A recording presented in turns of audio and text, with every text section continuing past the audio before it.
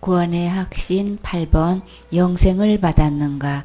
요한복음 6장 47절 말씀. 진실로 진실로 너희에게 이르노니 믿는 자는 영생을 가졌나니. 아멘.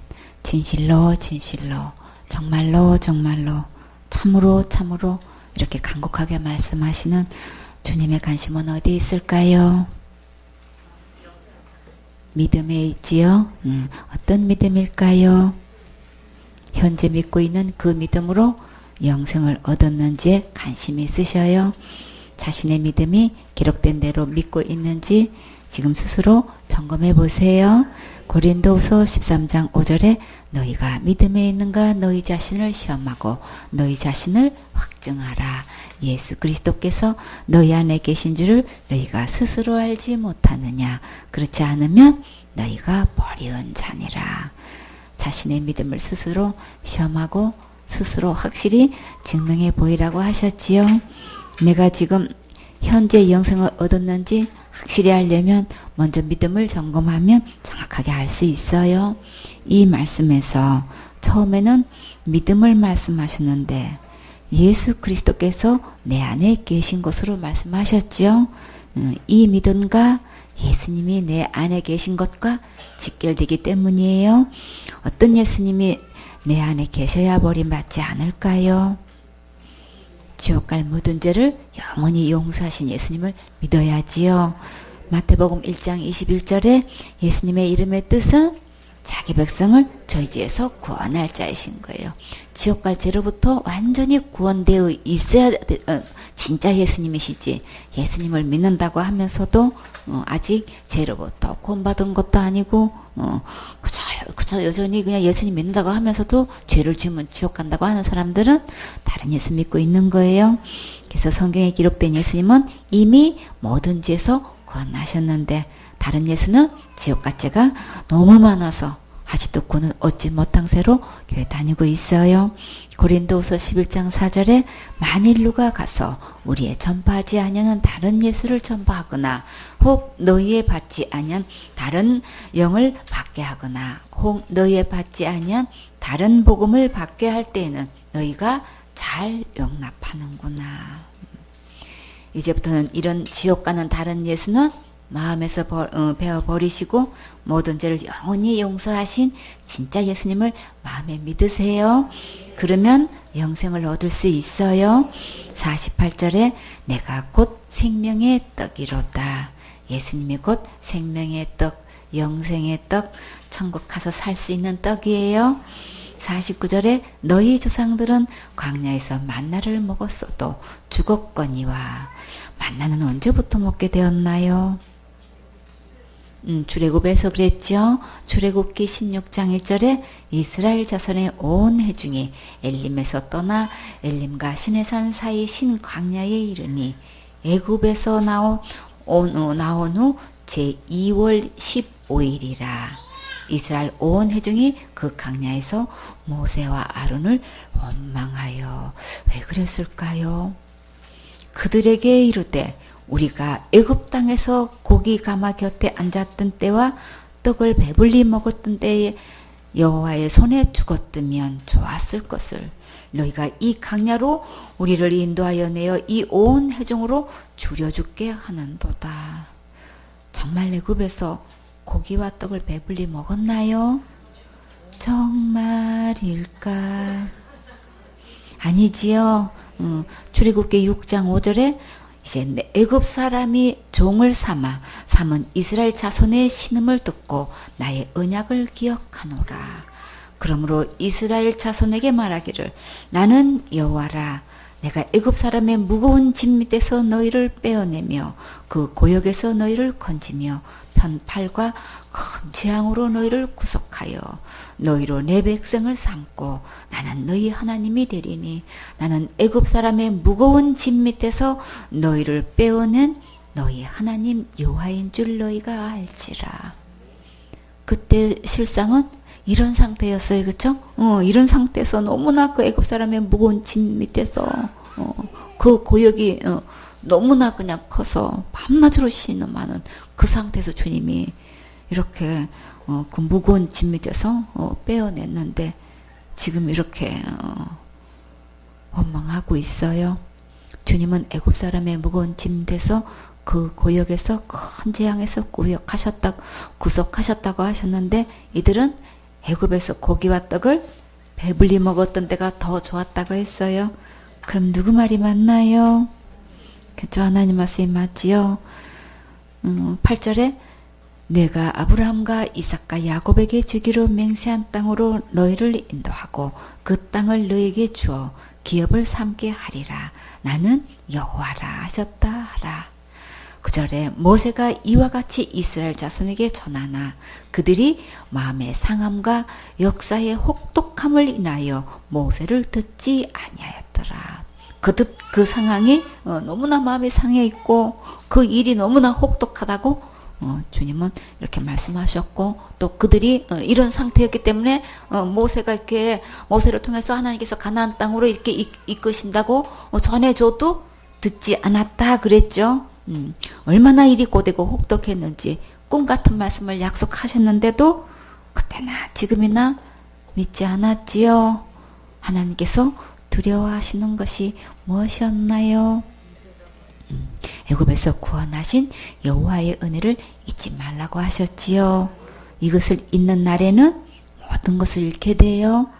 다 같이 잊지 말고 더 크게 잊지 말고 지옥 갈 모든 죄에서 구원하시고 사역자로 귀하게 훈련하셨는데 예수님의 좋은 군사로 삶의 깊은 부분을 다루실 때에 무조건 아멘하고 순종하세요. 좋으신 주님께서 다 아름답게 인도해 주실 것을 믿고 참고 인내하세요. 생활 속에 이런저런 필요한 것 있으면 좋은 마음으로 예쁘게 기도하세요. 다 같이 주님 주세요.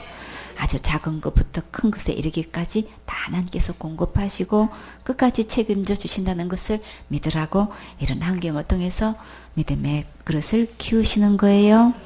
이 만나는 우리의 모든 필요를 하나님께서 이렇게 얼마든지 공급하신다는 약속과 교훈이 담겨 있어요. 그러니까 우리는 매일 무엇만 잘하면 되나요? 성경하면 주님께서 모든 것 책임지셨어요. 자녀들도 가장 좋은 길로 인도하셨어요. 개인 양육 시간에 세세히 다뤄주실 때 모든 것 내려놓고 무조건 아멘하고 순종하세요. 그러면 아름답고 값진 보석으로 만들어 주셔요. 군인은 상관이 지시하면 어떻게 대답하나요? 네, 알겠습니다.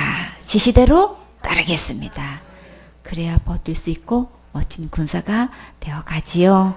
생수원의 서울교회 식구들은 한 명도 빠짐없이 모두 예수님의 좋은 군사로 귀하게 쓰임받는 멋진 주인공 되세요. 출애굽기 16장 4절에 네 여호와께서 모세에게 이르시되 보라 내가 너희를 위하여 하늘에서 양식을 비같이 내리리니 백성이 나가서 일용할 것을 날마다 거둘 것이라. 이같이 하여 그들이 나의 율법을 준행하나 아니하나 내가 시험하리라. 하늘에서 양식이 비같이 내려 주신대요. 아멘. 주님 맛있는 과일도 주시고 맛있는 먹거리도 주세요. 아멘. 출애굽기 16장 11절에 여호와께서 모세에게 일러 가라사대 내가 이스라엘 자손의 원망함을 들었노라. 그들에게 고하여 이르기를 너희가 해질 때에는 고기를 먹고 아침에는 떡으로 배부르리니 말이 안 되네.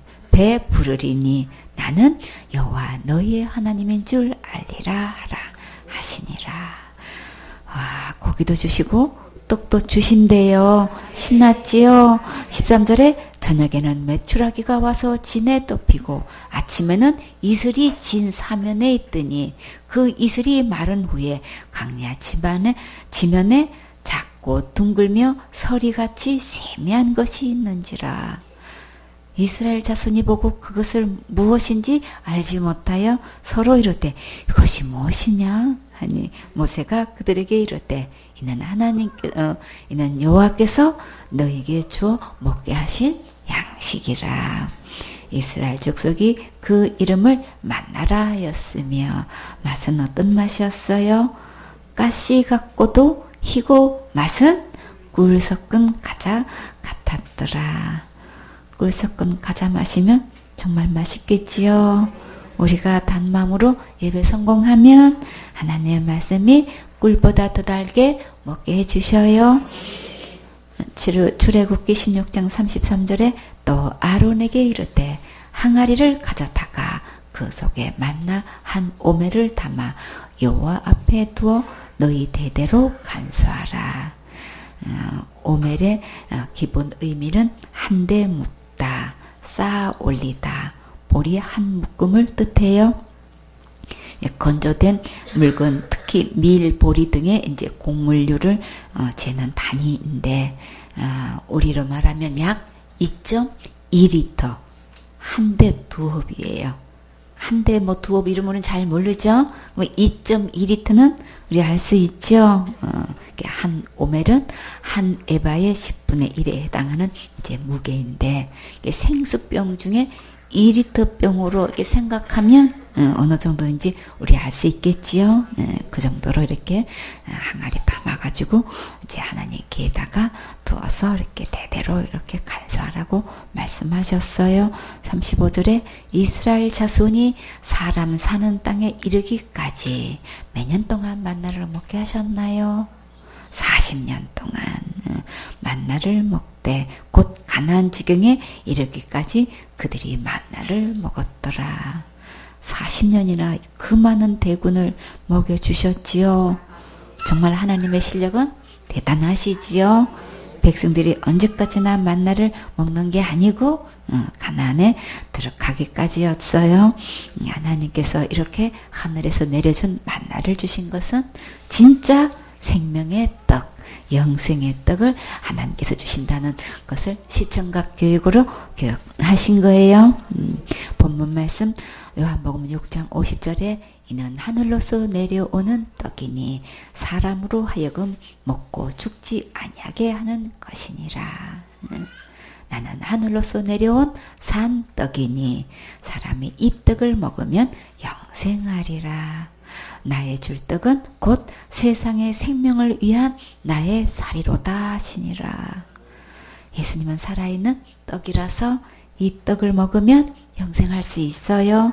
그러면 우리가 어떻게 예수님의 산떡을 먹을 수 있을까요? 히브리서 10장 10절에 이 뜻을 쫓아 예수 그리스도의 몸을 단번에 들이심으로 말미암아 우리가 거룩함을 얻었노라.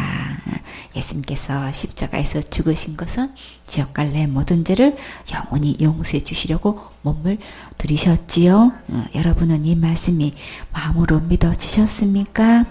이 말씀이 마음에 믿어지면 예수님의 산떡을 먹은 거예요. 어른들은 늙으면 무슨 심으로 산다고 하시나요? 밥심으로 산다고 하시지요. 진짜 영원히 살 수 있는 밥은 어떤 밥일까요? 예수님의 밥, 예수님의 떡, 예수님의 영생의 떡이에요. 그렇죠? 이 떡을 먹어야 진짜 영생할 수 있어요.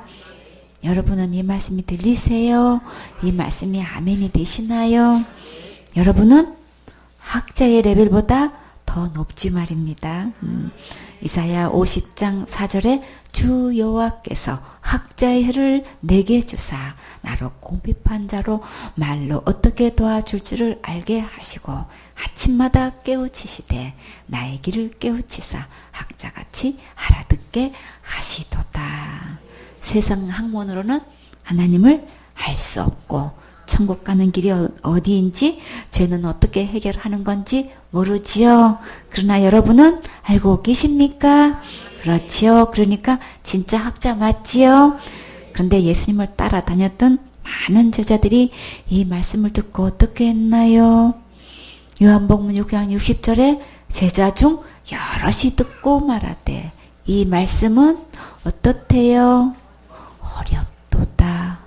누가 들을 수 있느냐 한데 이러므로 제자 중에 많이 물러가고 다시 그와 함께 다니지 아니하더라. 그러나 예수님은 제자들이 많이 떠나갔어도 오직 사역의 초점은 영혼 구원에 두셨어요.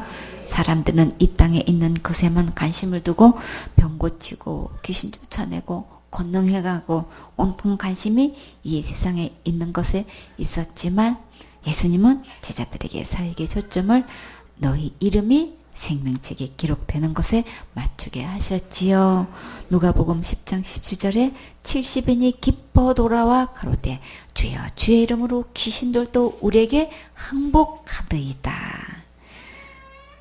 20절에 그러나 귀신들이 너희에게 항복하는 것으로 기뻐하지 말고 너희 이름이 어디에 기록돼야 돼요? 하늘에 기록된 것으로 기뻐하라 하시니라. 이렇게 2줄씩 전도를 보냈더니만 막 귀신들이 항복하는 걸 가지고 기뻐 들어와서 이제 막 신나게 보고 하다가 예수님께 크게 한 소리 들었어요. 사역의 초점은 어디에 맞춰야 돼요? 내 영혼이 구원받아야 되는 거죠. 그쵸? 구원받은 영혼은 하늘나라 생명책에 그 이름이 기록되지요. 여기다가 맞춰야 된단 말이에요. 결국 복음을 전하게 되면 많이 물러가게 되어 있어요. 협회에서도 본격적으로 복음으로 1대1 체킹하니까 다 떠나가고 여러분만 남았지요. 그러나 남아있는 여러분은 이 영원한 생명을 받았습니까? 아멘. 이 영생은 누구 안에 있습니까? 오직 예수님 안에만 있지요. 예수님께서 십자가에서 지옥 갈래 모든 죄를 영원히 용서하신 것을 마음에 믿어지면 영생을 얻은 거예요. 9번 성령을 받았는가? 고린도전서 2장 12절 말씀. 우리가 세상의 영을 받지 아니하고 오직 하나님께로 온 영을 받았으니 이는 우리로 하여금 하나님께서 우리에게 은혜로 주신 것들을 알게 하려 하심이라. 아멘. 우리가 어떤 영을 받아야 할까요? 당연히 하나님께로 온 영을 받아야지요. 영에는 두 가지 영이 있어요. 하나님께로 온 영이 있고 또 세상으로 온 영이 있어요. 하나님께로 온 영은 진리의 영, 아들의 영, 그리스도의 영, 거룩한 영, 하나님의 영, 보혜사, 예수의 영, 성령 이렇게 여러 가지로 이름이 있어요. 세상의 영은 어두움의 영, 미혹의 영, 혼미케 하는 영, 악한 영, 마귀의 영, 사탄의 영, 계율의 영이 있어요. 하나님께서 우리에게 은혜로 주신 것들을 알게 하려고 하나님의 영을 주셨다고 하셨지요. 하나님께서 어떤 것을 은혜로 주셨나요? 영생을 주셨어요. 구원을 주셨어요. 하나님의 자녀되는 권세를 주셨어요. 제3의 은혜를 주셨어요. 중생하게 해 주셨어요. 거듭나게 해 주셨어요. 거룩함을 주셨어요. 온전케 하셨어요. 생명책에 내 이름이 기록되게 하셨어요. 그리고 제자 양육 받게 해 주셨어요. 사역자 훈련 받게 해 주셨어요. 생명의 말씀과 복음의 말씀으로 예배 드릴 수 있는 생손의 서울교회를 주셨어요. 믿음의 가족들도 주셨어요. 오늘 일용할 양식도 주셨어요. 입을 것, 먹을 것, 마실 것도 주시고 쉴 수 있는 집도 주시고 필요한 모든 것 주셨어요. 그리고 건강도 주셨지요. 일할 수 있는 직장도 주시고 배울 수 있는 학교도 주시고 좋은 친구도 주시고 좋은 동료, 상사, 직원들도 주님이 다 은혜로 주셨지요. 16절에 너희가 하나님의 성전인 것과 하나님의 성령이 너희 안에 거하시는 것을 알지 못하느뇨. 우리가 어떻게 하나님의 성전이 될 수 있을까요? 우주 만물보다 크신 하나님께서 어떻게 내 안에 거하실 수 있을까요? 하나님께서 우리를 처음 창조하실 때부터 하나님이 우리 안에 거하실 수 있도록 하나님의 형상과 하나님 모양대로 만드셨지요. 근데 악한 영이 유혹에 넘어가서 마귀 말 듣고 쫓아가다가 죄가 들어오고 병도 생기고 늙고 죽게 되어서 지옥 갈 수밖에 없었지요. 근데 하나님께서 우리를 불쌍히 여기셔서 지옥 갈 모든 죄를 다 용서해 주시고 다시 찾아오셨어요. 이 하나님의 십자가의 큰 은혜를 믿고 예수님을 주인으로 영접하면 하나님의 성전이 될 수 있어요. 성경에 나오는 성전을 한번 알아볼까요? 가장 웅장하고 아름답고 화려한 솔로몬 성전이 있었지요. 또 두 번째는 바벨론 포로 생활 이후에 재건한 스룹바벨 성전이 있었고, 또 세 번째로는 예수님 당시 헤롯 성전이 있었어요. 19년에 헬레니즘 로마 양식으로 이제 성전을 세우기 위해서 성전을 분해하기 시작해서 10년 만에 기초 골격을 완성하고 AD 64년에 완공을 했어요. 그리고 또 어떤 성전이 있을까요? 마음의 성전이 있지요. 예수님을 믿고 마음에 모신 자는 내 마음이 하나님의 성전이 된 거예요. 그리고 또 어떤 성전이 있을까요? 하늘나라에 영원한 본 성전이 있지요. 계시록 21장 22절에 성 안의 성전을 내가 보지 못하였으니 이는 주 하나님 곧 전능하신 이와 및 어린 양이 그 성전이심이라. 성전의 본체는 하나님이세요. 예수님이세요. 그리고 성경에서 성령이란 이름이 신학에서 100개 정도가 나왔대요. 그리고 또 성령을 여러 가지 이름으로 말씀하셨어요. 하나님의 신, 여호와의 신, 주 여호와의 신, 하나님의 성령, 하나님의 영, 그리스도의 영, 주의 영, 아버지의 성령, 예수의 영, 그 아들의 영, 보혜사, 숨, 바람, 비둘기, 하나님의 팔, 하나님의 손, 불, 생기, 이렇게 여러 가지로 말씀하셨어요.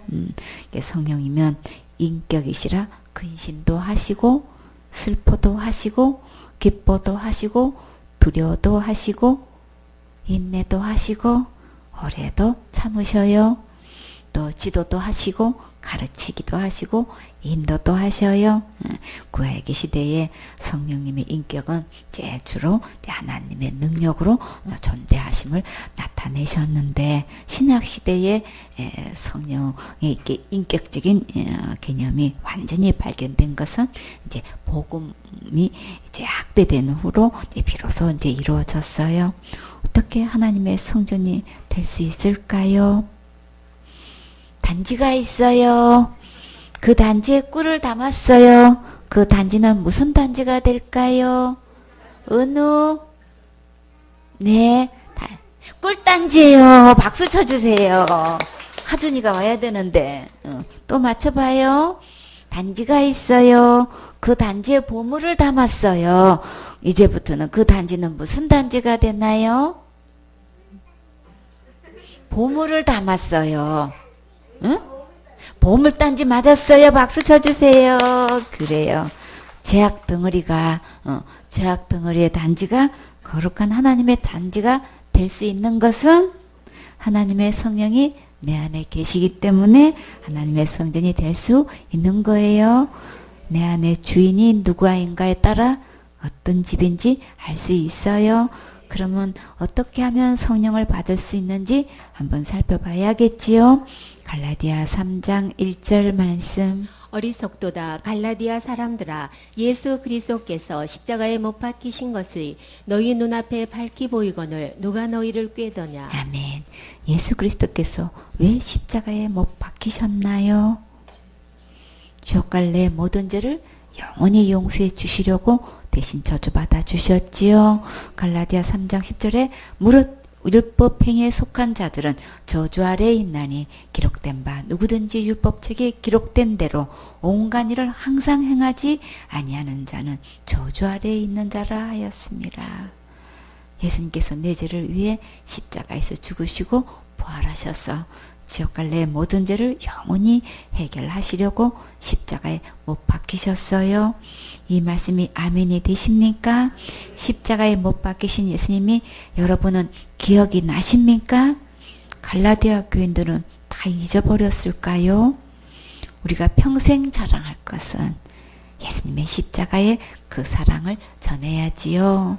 이 예수님의 영원한 사랑을 전할 때 영혼들이 믿고 구원받을 수 있어요. 2절에 내가 너희에게 다만 이것을 알려 하노니 너희가 성령을 받은 것은 율법의 행위로냐 듣고 믿음으로냐. 우리가 구원받고 영생 얻는 것과 같이 성령도 예수님의 복음을 듣고 믿을 때 받을 수 있어요. 우리는 아무리 율법을 철저히 지킨다 해도 613가지를 항상 다 지킬 수는 없지요. 그렇기 때문에 율법을 지켜서 성령을 받을 사람은 아무도 없어요.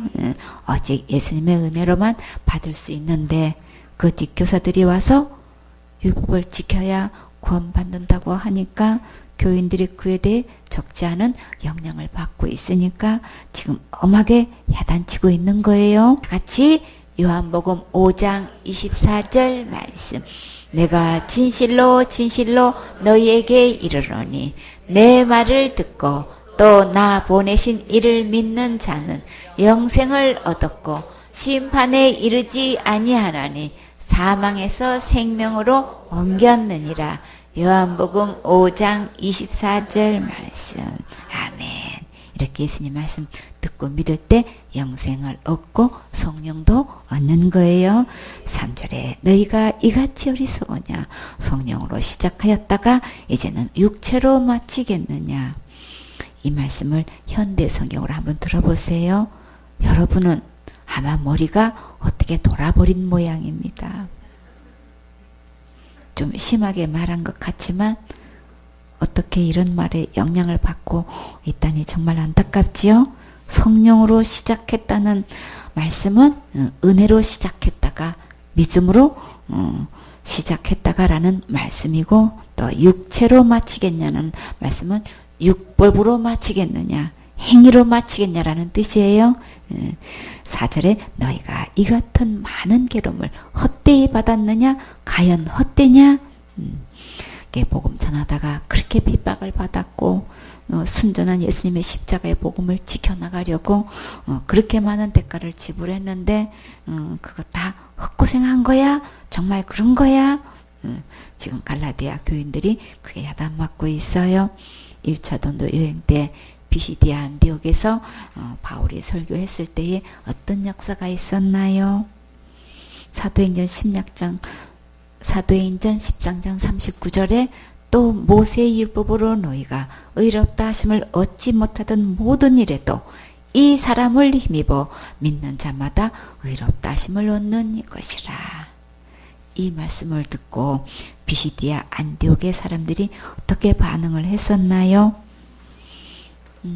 사도행전 13장 44절에 그 다음 안식일에도 온 성이 거의 다 하나님의 말씀을 듣고자 하여 모이니. 참 율법을 지켜서는 우리가 그 어느 누구도 의롭담을 얻지 못하는데 이 사람 예수님을 힘입으면 누구나 다 의롭담을 얻어서 천국 갈 수 있습니다. 이 말씀을 선포가 되어지니까 다음에도 와서 이 말씀을 전해주세요 라고 간청을 하니까 온 성의 사람들이 거의 다 모였어.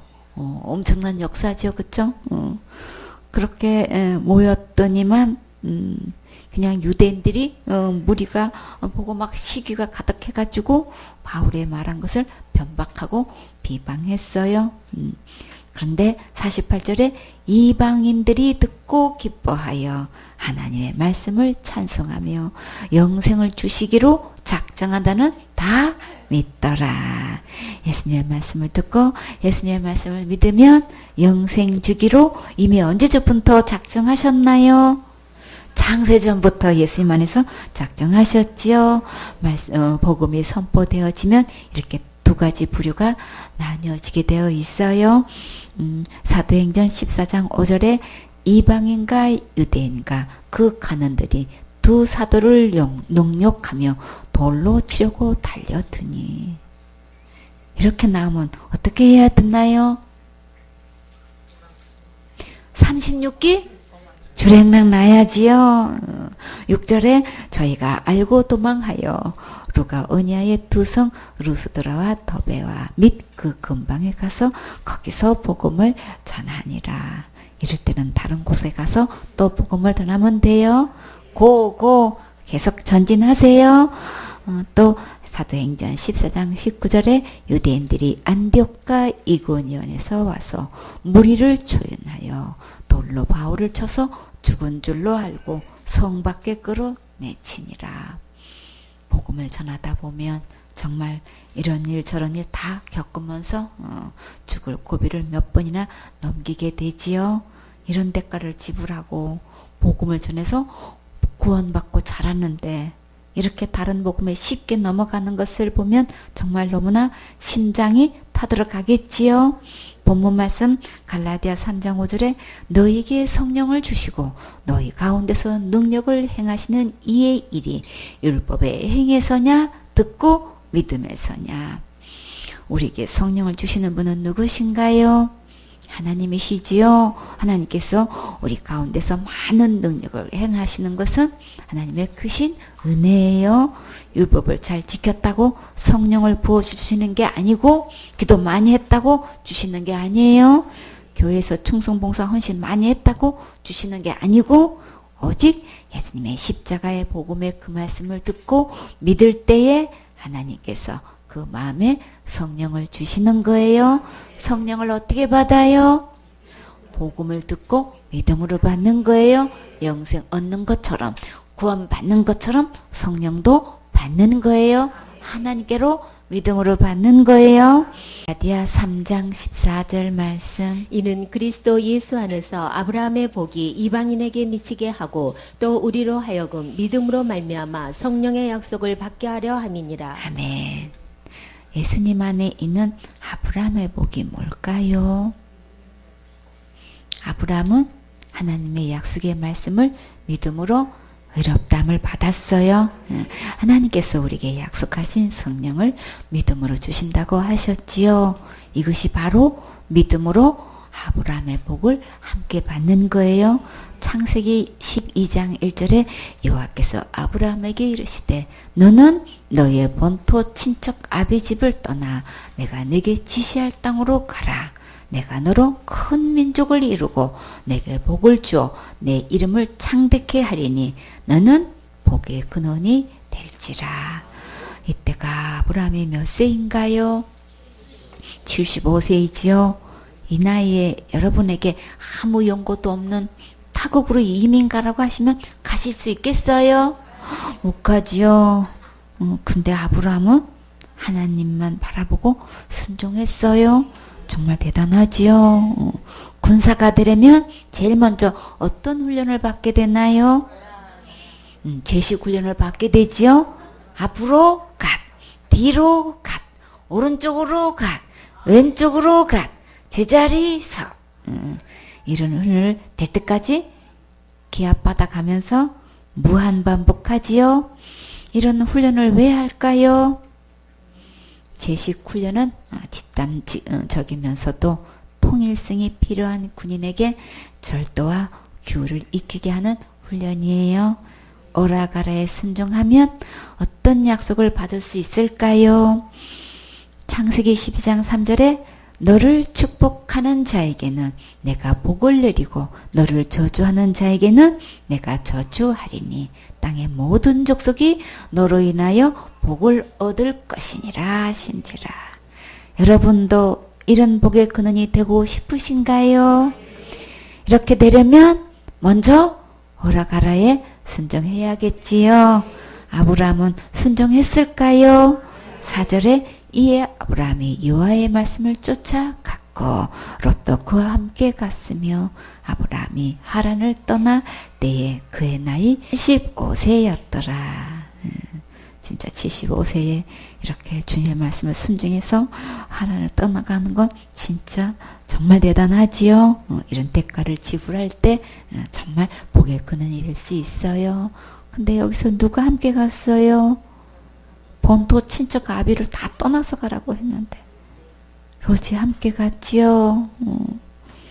5절에 아브라함이 그 안에 사레와 조카 롯과 하란에서 모은 모든 소유와 얻은 사람들을 이끌고 가나안 땅으로 가려고 떠나서 마침내 가나안 땅에 들어갔더라. 벌써 갔네요.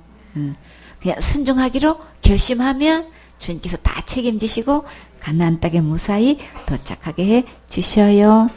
가나안 땅은 어떤 곳인가요?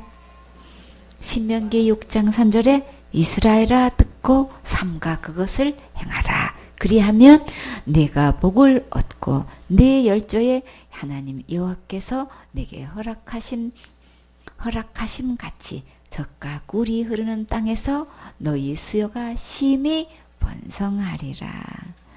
출애굽기 3장 8절에 내가 내려와서 그들을 애굽인의 손에서 건져내고 그들을 그 땅에서 인도하여 아름답고 강대한 땅, 젖과 꿀이 흐르는 땅, 곧 가나안 족속, 헷 족속, 아모리 족속, 브리스 족속, 히 족속, 여부스 족속의 지방에 이르러 하노라. 가나안 땅이 젖과 꿀이 흐르는 땅이라는 말씀은 우리 많이 들어서 잘 알고 있지요. 그리고 또 아름답고 강대한 땅이래요. 여러분도 젖과 꿀이 흐르는 땅, 풍요로운 땅, 강대하고 아름다운 땅에서 번성하며 살고 싶으신가요? 그럼 우리는 어디로 가면 될까요?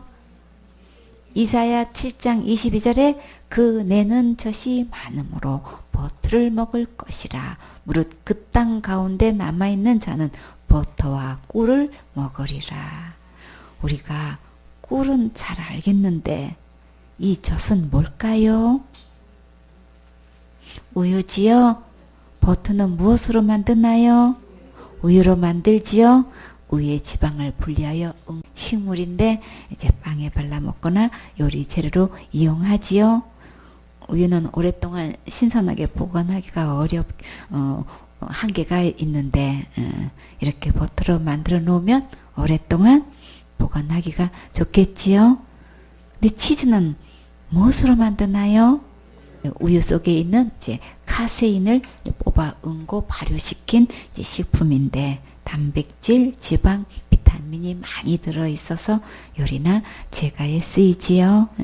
시편 119편 103편에 주의 말씀의 맛이 내게 어찌 그리 단지요. 내 입에 꿀보다 더하니다. 꿀보다 더 맛있는 하나님의 말씀은 과연 어떤 일을 하실까요? 선포될 때 사모하는 마음으로 아멘 하세요. 시편 19편 7절에 여호와의 율법은 완전하여 영혼을 소생케 하고 여호와의 증거는 확실하여 우둔한 자로 지혜롭게 하며. 하나님의 생명의 말씀을 들어야 내 영혼이 살아날 수 있지요. 하나님의 말씀을 단마음으로 받으면 지혜롭게 해주셔요. 8절에 여호와의 교훈은 정직하여 마음을 기쁘게 하고 여호와의 계명은 순결하여 눈을 밝게 하도다. 주의 말씀이 내 마음에 비칠 때에 아멘으로 받으면 기쁨이 와요. 내 영의 눈이 밝아지면 탄탄대로가 열려요. 9절에 여호와를 경외하는 도는 정결하여 영혼까지 이르고 여호와의 규례는 확실하여 다 의로우니. 내 그릇이 깨끗할 때 귀하고 장구하게 쓰임받을 수 있지요. 주의 말씀을 붙잡으면 의로운 길, 순탄한 길을 갈 수 있어요. 주의 말씀대로 순종함으로 대가가 지불되는 것은 큰 상급과 능력으로 보상해 주셔요. 10절에 큰 금 곧 많은 증거보다 더 사모할 것이며 꿀과 송이꿀보다 더 달도다. 물질보다 더 사모해야 할 것은 살아있는 하나님의 말씀이에요. 생명의 말씀으로 내 안에 가득 채우라고 하셨어요. 꿀과 송이꿀보다 덜 달게 말씀을 먹으려면 어떻게 하면 될까요? 그 비결은 간절히 더 사모하면 그 맛을 볼 수 있어요. 여러분은 예수님의 복음의 말씀과 생명의 말씀을 송이꿀보다 더 달게 잘 받아 먹고 있습니까? 젖과 꿀이 풍성히 흐르는 생수원의 서울 교회를 주신 것을 무엇보다도 감사하고 있습니까? 복음과 성서적 가치관으로 바르게 자라갈 수 있도록 선생님들 1대1로 붙여주셔서 양육해 주시고 또 자녀들도 마음껏 맡길 수 있어서 정말 감사하신가요? 그러면 여러분은 가나안 동산의 가장 행복한 주인공이세요. 아브라함이 가나안 땅에 거주하면서 가장 힘들어할 때에 어느 날 하나님께서 찾아오셨어요.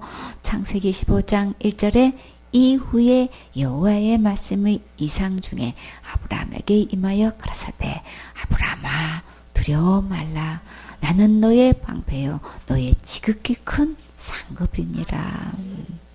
열나라와 싸워서 엄청난 대승리를 이끌고 돌아왔는데 갑자기 아브라함이 또 9나라가 또 동맹을 해가지고 적은 숫자밖에 안 되는 이 아브라함에게 쳐들어오면 어떨까 하고 아주 그냥 밤낮으로 걱정에 쌓였어요. 그러다가 목숨 걸고 모든 물건과 사람들 다 이렇게 살려서 돌아왔더니 소돔왕이 다 그거 달라고 그랬지요. 사람을 다 자기한테 달라고 하니까 아브라함은 어떻게 했어요? 너 때문에 부자 됐다는 소리 듣고 싶지 않아서 막 소돔 왕에게 필요한 뭐 갖고 왔던 모든 사랑과 물품을 다 돌려주었지요. 운동화끈 하나 신발끈 하나 남기지 않고 다 돌려줬다고 했어요. 그러다 보니까 속이 쓰린 거야. 내가 어떻게 고생하고 찾아왔는데 이렇게 다 돌려주고 나니까 또 그런 생각 저런 생각이 이제 막 들어서 이래저래 마음이 답답하고 그래서 자꾸 마음은 가라앉고 그래서 급기야 우울증에 걸렸어요. 그냥 믿음의 조상 복의 근원 아브라함이 이렇게 계속 있으면 어둠에 사로잡혀 있으면 안 되겠지요. 그래서 주님이 찾아오셨어요. 그래서 제일 먼저 하신 말씀 아브라함아 두려워 말라. 그럼 아브라함이 지금 두려워 떨고 있는 거 맞지요? 그래서 어떤 대책을 가지고 두려워하지 말라고 하셨어요? 나는 너의 방패다. 내가 지켜줄게. 내가 막아줄게. 내가 그들이 쳐들어오지 못하게끔 내가 그들에게 큰 두려움을 주면 그냥 문제 없어. 걱정하지 말라니까. 그건 내가 할 일이야. 아브라함을 지켜보호하시는 것은 하나님의 책임이시죠. 하나님의 소관인 거예요. 그러니까 그거 내가 걱정한다고 해결할 수 있어요? 그렇게 많은 나라를 이길 수 있는 것은 아브라함의 힘으로 했나요? 하나님의 능력으로 했지요. 그러니까 싸움에서 승리한 것도 하나님이 하신 것이고 이렇게 가나안 땅에 무사히 도착하고 지금까지 살게 해주신 것도 하나님의 은혜예요. 앞으로 그들을 지켜주시고 또 이렇게 외부에서 쳐들어오지 못하도록 지켜주시는 것도 다 하나님의 하실 소관이지요. 하나님의 하실 일을 내가 끌어안고 고민한다고 되나요? 그냥 두려움만 점점 커지는 거예요. 그러니까 두려워 말라. 하나님의 이 말씀 한마디는 아브라함의 마음에 그 무거운 두려움, 어두운 마음이 한순간에 다 날아가고 빛이 찾아왔어요. 그쵸? 빛 대신 주님 말씀 한마디로 그냥 한순간에 다 날아갔어요.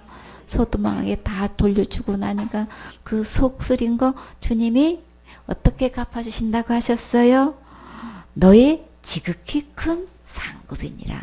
내가 상급이잖아. 얼마든지 더 줄 수 있잖아. 그거 비교도 못할 만큼 내가 어마어마하게 줄 수 있는 나 여호와잖아. 그러니까 나 봐야지.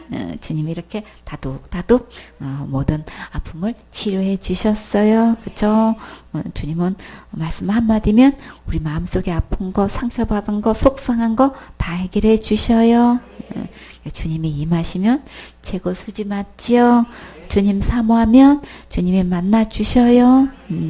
2절에 아브라함이 가로되 주 여호와여 무엇을 내게 주시려나이까. 나는 무자하오니 나의 상속자는 이 다메섹 엘리에셀이니이다.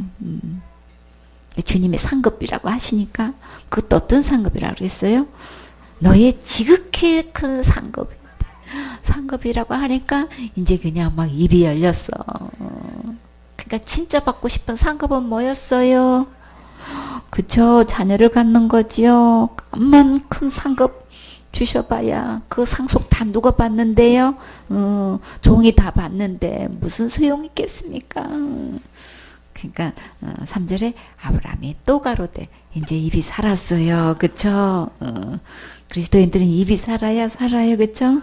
주께서 내게 씨를 아니 주셨으니 이 말은 맞지요? 내 집에서 길리온 자가 나의 후사가 될 것입니다. 내 몸에서 날짜를 주님께서 실어주신다고 하셨는데 여태까지 10년이 넘도록 안 주셨으니까 나의 후사는 이 종밖에 없습니다. 지금 그러는 거예요. 그러면 이 말 뜻은 무슨 뜻이 있어요? 나에게도 후사를 주셔서 지극히 큰 상급 다 물려줄 수 있게 해 주세요. 그런 뜻이지요. 근데 말 예쁘게 해야 되지요. 근데 주님이 은혜를 베풀어 주셔서 4절에 여호와의 말씀이 그에게 임하여 가라사대 그 사람은 너의 후사가 아니라 제일 듣고 싶은 말씀 내 몸에서 날짜가 내 후사가 되리라. 아멘. 그쵸? 주님 찾아오셔서 진짜 마음속에 깊은 소원 다 지금 또 이렇게 약속해 주시고 이루어 주셔요. 그래서 그를 이끌고 밖으로 나가 가라사대 이제 주님은 우리를 다 아기처럼 이렇게 다루셔요. 주님이 이끌고 나가시면 순수하게 따라 나가세요. 손 잡고 나가시면 손 잡고 나가세요. 주님이 하라는 대로 해보세요. 하늘을 우러러 무별을 셀 수 있나 보라. 여러분은 이렇게 수많은 별 셀 수 있어요? 주님이 셀 수 있나 보라고 했어요. 또 그에게 이르시되 내 자손이 이와 같으리라. 아멘. 그쵸? 아브라함이 참 주님께서 별 하나 나 하나 별 둘 나 둘 이거 언제까지 세야 돼?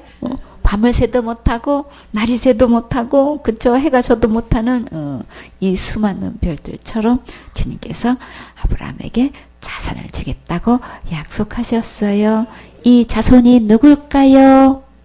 예수님이세요. 그쵸? 예수님을 주시는 거예요. 그래서 6절에 아브라함의 여호와를 믿으니 여호와께서 이를 그의 의로 여기시고 아브라함의 자손을 통해서 예수님이 오셨지요. 아브라함이 하나님의 약속의 말씀이 선포될 때에 믿는 순간에 의로 여기심을 받았지요. 이것이 아브라함의 복이에요. 이 아브라함의 복이 지금 본문에서 어디에 있다고 하셨나요? 본문 갈라디아 3장 14절에 이는 그리스도 예수 안에서 아브라함의 복이 이방인에게 미치게 하고 예수님 안에 아브라함의 복이 있지요. 그리고 믿음으로 예수 안에 있는 약속하신 성령도 받을 수 있는 거예요. 또 우리로 하여금 믿음으로 말미암아 성령의 약속을 받게 하려 함이니라. 구약에서 성령을 어떻게 받도록 약속하시는지 한번 상고해 볼까요? 요엘서 2장 28절에 그 후에 내가 내 신을 만민에게 부어주리니 너희 자녀들이 장래를 말할 것이며 너희 늙은이는 꿈을 꾸며 너희 젊은이는 이상을 볼 것이요 그때에 내가 또 내 신으로 남종과 여종에게 부어줄 것이며 여기서 그때가 언제일까요? AD 33년경이에요. 이 사건이 오순절날 마가다라방에서 함께 모여서 예배 드릴 때에 역사가 일어났지요. 사도행전 2장 1절에 오순절날이 이미 이름에 저희가 다 같이 한 곳에 모였더니 오순절날은 유월절 다음 날이 무교절이고 저 한 주가 지난 뒤에는 77절이 시작되는데 77절이 끝나는 다음 날이 오순절날이에요. 그러니까는 레위기 23장 5절에 정월 14일 저녁은 여호와의 유월절이요.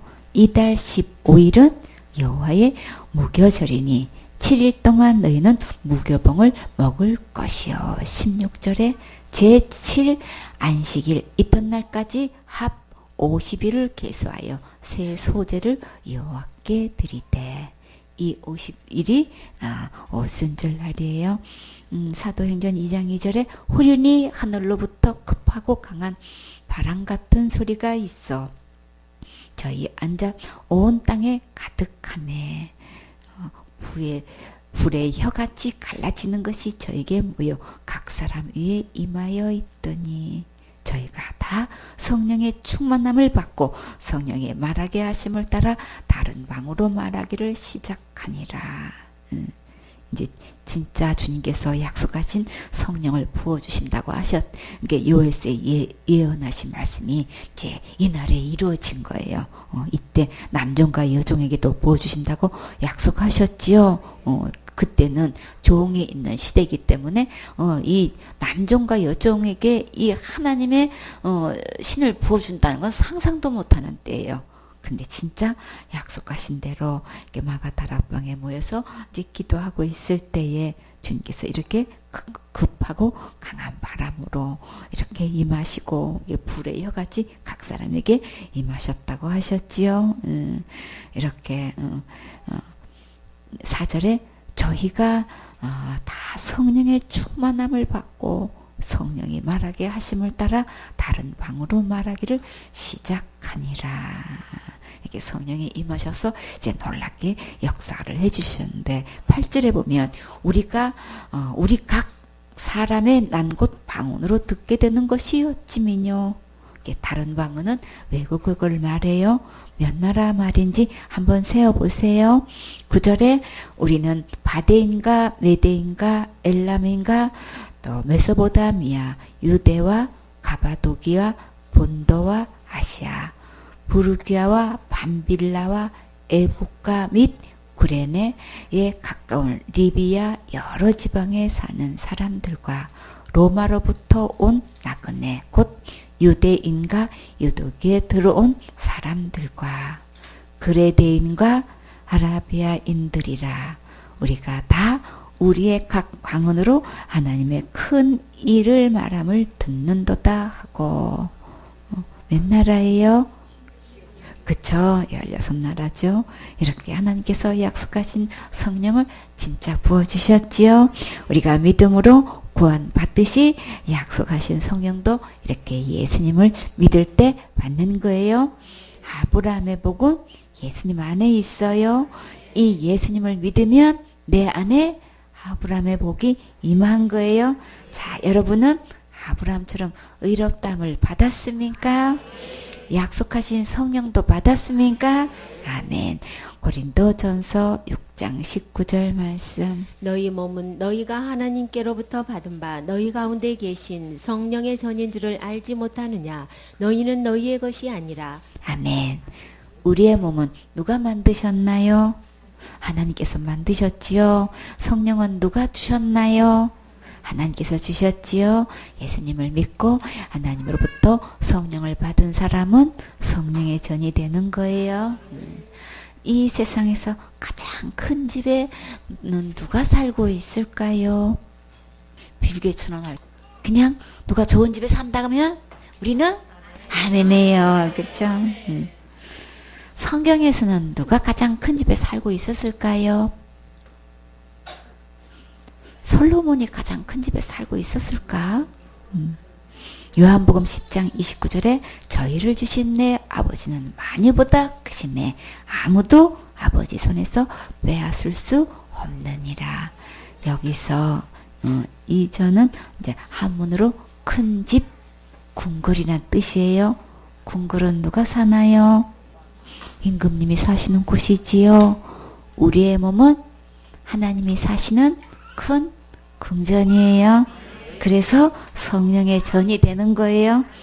우주 만물보다 크신 하나님이 계신 곳이 곧 내 마음이니까 우리는 하나님의 성전이에요. 우리는 가장 큰 집에 살고 있는 거예요. 우리 몸은 정말 너무나 귀하고 소중한 집이지요. 20절에 값으로 산 것이 되었으니 그런즉 너희 몸으로 하나님께 영광을 돌리라. 우리의 몸값을 얼마나 주고 사셨는지 혹시 아시나요? 얼마예요? 핏값으로 샀어요. 어떤 핏값이요? 예수님의 생명값이지요. 우주 만물을 다 주고도 살 수 없는 예수님의 몸값이에요. 히브리서 10장 10절에 이 뜻을 쫓아 예수 그리스도의 몸을 단번에 들이심으로 말미암아 우리가 거룩함을 얻었노라. 이렇게 예수님의 몸을 들이심으로 우리가 지옥 갈 모든 죄로부터 이렇게 깨끗하게 거룩함을 얻었지요. 에베소서 1장 7절에 우리가 그리스도 안에서 그의 은혜의 풍성함을 따라 그의 피로 말미암아 구속 곧 죄사함을 받았으니 예수님의 몸값은 곧 생명값 맞지요. 빚값을 주고 나를 죄에서 건지셨고 지옥 갈 모든 죄를 영원히 깨끗하게 해 주셨어요. 우리는 몸으로 어떻게 하면 하나님께 영광을 돌릴 수 있을까요? 그렇죠. 예배 성공해야죠. 성공하면 과연 어떤 축복을 주실까요? 정말 기대되지요. 시편 128편 1절에 성전에 올라가는 노래예요. 여호와를 경외하며 그 도에 행하는 자마다 복이 있도다. 내가 내 손이 수고한 대로 먹을 것이라. 내가 복되고 형통하리로다. 내 집 내실에 있는 내 아내는 결실한 포도나무 같으며 내 상에 둘린 자식은 어린 감람나무와 같으리로다. 여호와를 경외하는 자는 이같이 복을 얻으리로다. 아멘. 여호와께서 시온에서 내게 복을 주실지어다. 너는 평생에 예루살렘의 복을 보며 내 자식의 자식을 볼지어다. 장수한다는 말씀이죠. 이스라엘의 평강이 있을지어다. 우리 마음의 모든 의상을 버리고 깨끗한 마음으로 오직 하나님께 예배드리면 온 가족이 이렇게 행복하게 살 수 있도록 축복해 주신다고 약속하셨어요. 또 시편 144편 12절에 우리 아들들은 어리다가 장성한 나무 같으며 우리 딸들은 궁전의 시강대로 아름답게 다듬은 모퉁이 돌과 같으며 우리의 곳간에는 백곡이 가득하며 온갖 곡식이 가득하다는 뜻이에요. 우리의 양은 들에서 천천과 만만으로 번성하며 천천이면 몇 마리예요? 100만이에요. 만만은 1억이에요. 와, 이렇게 많게 번성시켜 주신대요. 엄청난 축복이지요. 14절에 우리 수소는 무겁게 실었으며, 그러니까 이 수소 힘도 대단한 거지요. 그리고 또 이렇게 어마어마하게 무겁게 실을 수 있는 축복을 받은 거예요. 그렇죠? 또 우리를 침노하는 일이나 우리를 나가 막는 일이 없으며, 그럼 누가 하시는 거예요? 주님이 다 지켜보고 해주신다는 거예요. 그렇죠? 우리 거리에는 슬피 부르짖음이 없을진데. 그러니까 행복한 일만 있는 거죠. 15절에 이러한 백성은 복이 있나니. 아멘. 여호와를 자기 하나님으로 삼는 백성은 복이 있도다.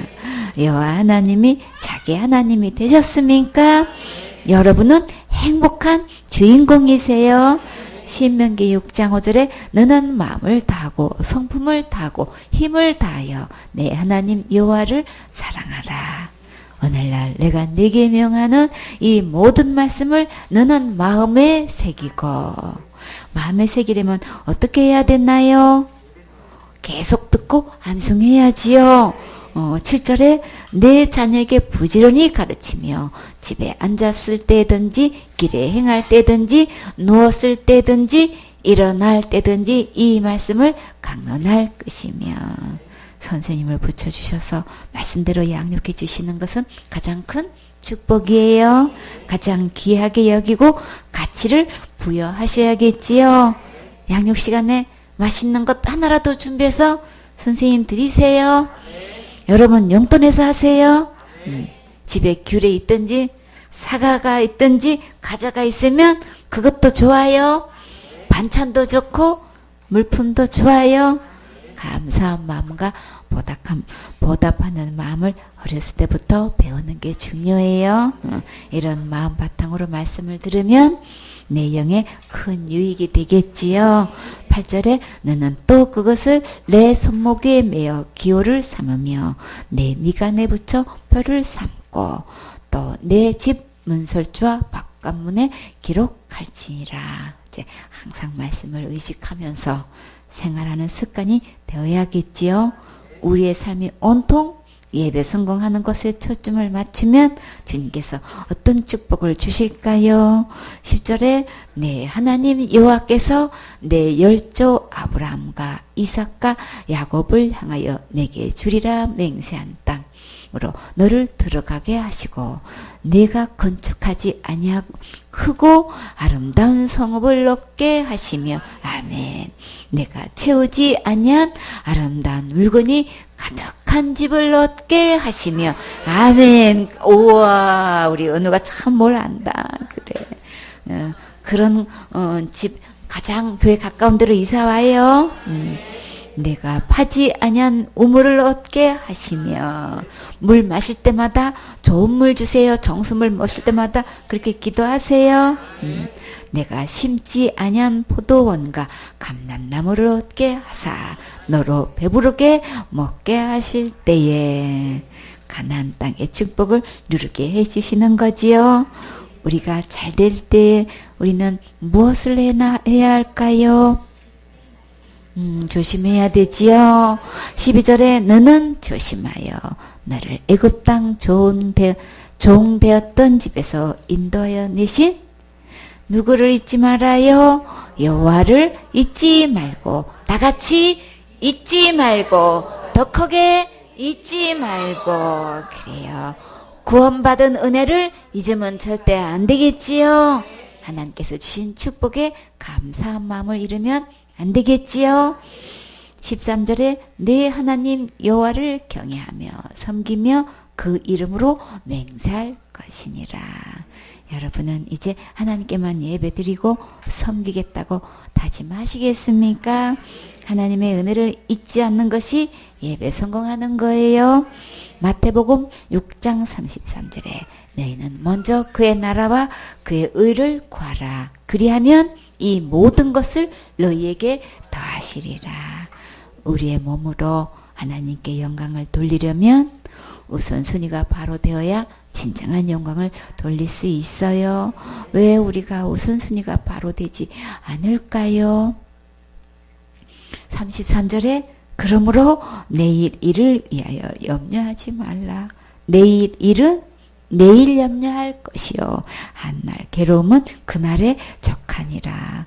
내일 일을 염려하다 보니까 하나님께 우선순위가 되지 않아요. 그래서 우선순위는 믿음으로 하는 거예요. 우선순위 먼저 하면 하나님께서 더해 주시는 특별한 복을 주신다고 약속하셨지요. 이 말씀에 믿어진 자는 염려하지 않고 기쁨으로 먼저 할 수 있어요. 또 우리 몸으로 일생 동안 무엇을 해서 하나님께 영광을 돌려야 할까요? 마태복음 28장 19절에 그러므로 너희는 가서 모든 족속으로 제자를 삼아 아버지와 아들과 성령의 이름으로 침례를 주고 내가 너희에게 분부한 모든 것을 갖춰 지키게 하라. 볼지어다 내가 세상 끝날까지 너희와 항상 함께 있으리라 하시니라. 예수님께서 분부하신 모든 말씀대로만 믿고 전하는 것이 하나님께 몸으로 영광 돌리는 거예요. 그러면 어디 가나 항상 함께 주셔서 놀랍게 역사해 주셔요. 예수님께서 우리를 이렇게 값을 주고 산 것이 되었으니까 우리 몸과 마음으로 예배 성공하여 신령한 축복도 받고 하나님께 영광 돌리는 행복한 주인공 되세요. 아멘.